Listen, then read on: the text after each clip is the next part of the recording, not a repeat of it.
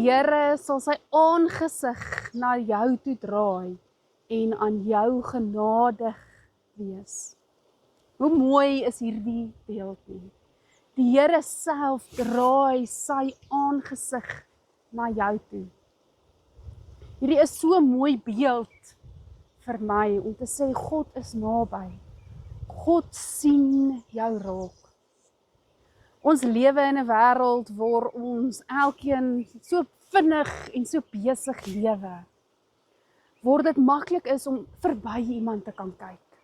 Ons sit in 'n restaurant op ons selfone en kyk nie die persoon in hulle oë nie. In die aande sit ons by die huis op ons fone en kyk wat het in die dag gebeur.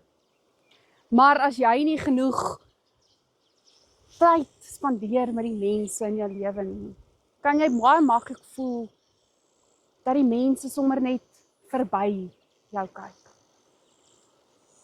En hoor mooi wat hierdie seën vir jou lewe beteken. God, my Here, draai sy aangesig na my toe.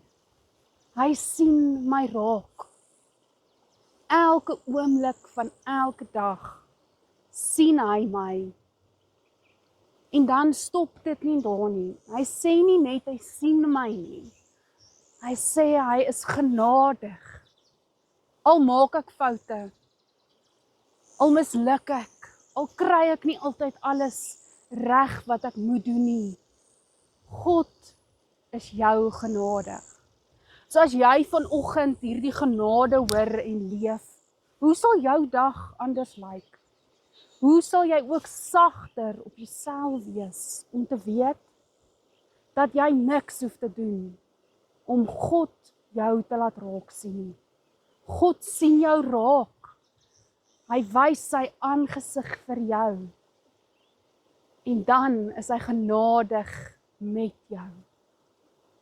So gaan lewe vandag in daardie genade. Dat jy weet, iemand sien jou raak. Iemand is lief vir jou. En ek kan daarin myself vashou om te weet, ek is geliefd. En ek stap hierdie dag nie alleen in nie. God is by my. Die Here sal jou seën en jou beskerm. Die Here sal sy aangesig na jou toe oplig en aan jou genadig